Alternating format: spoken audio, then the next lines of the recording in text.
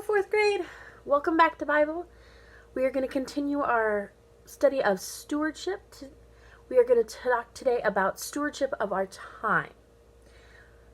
So, time is one of God's creations that cannot be touched or felt, seen or heard. Yet time is very important to God. He created daytime and nighttime and the seasons of the year. He gives time to people as a free gift. But people should not waste it just because it's free. Only God knows how much time on earth each person has. And once that time is lost, it can never be regained. Ecclesiastes 3:1 tells us there is a time for everything, a season for everything under the sun. God created a time for everything according to His purpose and plan, including the time of your life. How much time on earth that you have, your life, was created for His purpose and plan.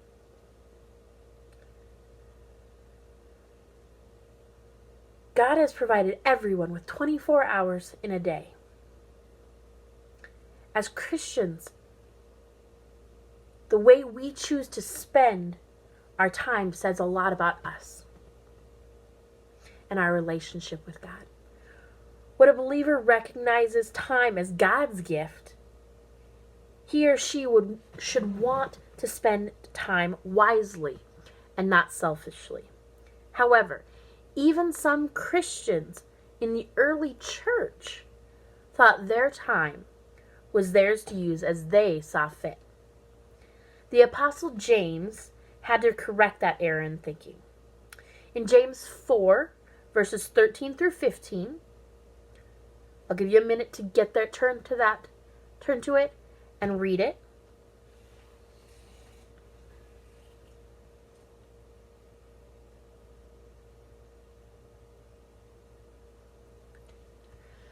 All right, so hopefully you're all there. If not, stop the video, get there, and then restart it. Okay, so in James chapter 4, verses 13 through 15, we see that James is encouraging the believers in the early church that the length of their life is in God's hands.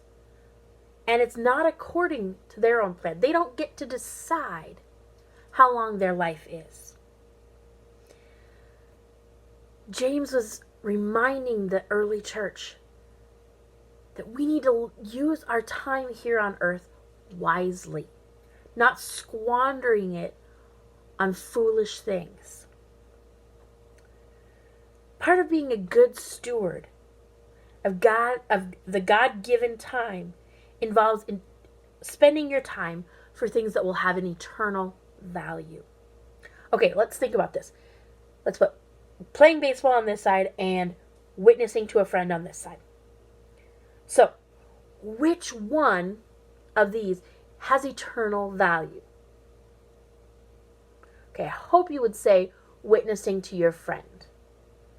That has eternal value. Playing baseball, okay, it's awesome and wonderful, but it's not eternal. It's not eternal. But witnessing to a friend is, because that person will spend eternity either with Christ or without Him. And that's an important decision. We ought to, as Christians, have time to relax and be rejuvenated, have fun. No one's saying we can't, okay?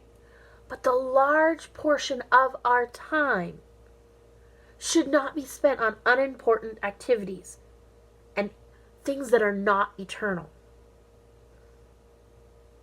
We should consider all of our activities, even recreational ones, as having the potential to make an eternal impact. See, even when we're playing sports, we can have that eternal impact through our attitudes, through our sportsmanship. using our time wisely. How are you using your time? Are you spending it and using it for eternal things? Or are you squandering it on things that really don't matter? Maybe like 2-3 hours on a video game. Things like that. Because remember, how you steward your time shows your relationship with God. All right, we'll see you tomorrow. Do the workbook pages on page 110 and study your memory verse.